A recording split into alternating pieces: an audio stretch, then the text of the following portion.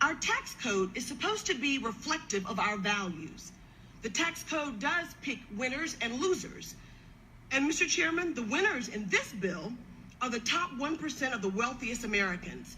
Multinational corporations will benefit and Wall Street fat cats. The losers in this bill are working families, the middle class, homeowners, local municipalities, and hardworking Americans who strive to achieve the American dream.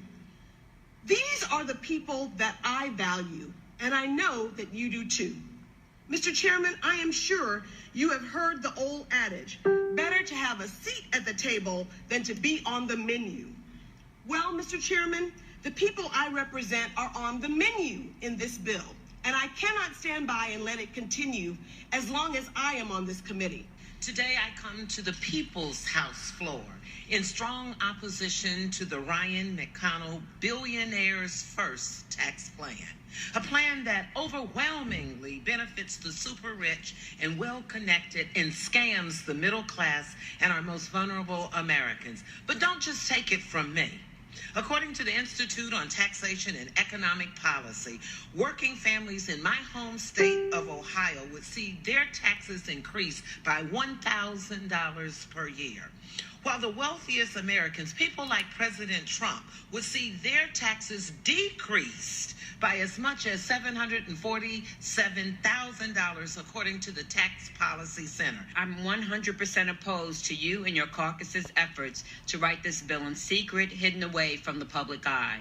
I am 100% opposed to your plan to give massive tax breaks to a super rich few and leave middle class and working families to pay the bill.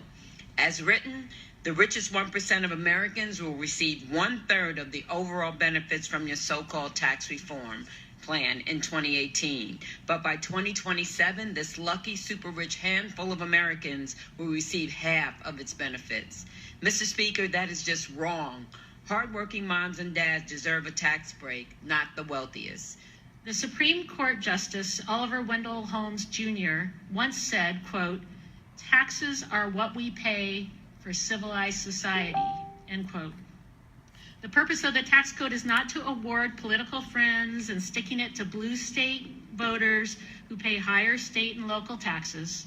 Rather, it's to fund a functioning government and support an environment where every middle class family can succeed, to fund a civilized society.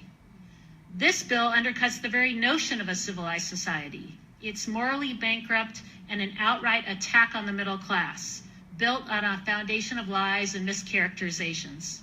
I will not accept this, and based on what I'm hearing from my constituents, the American people will not accept it either.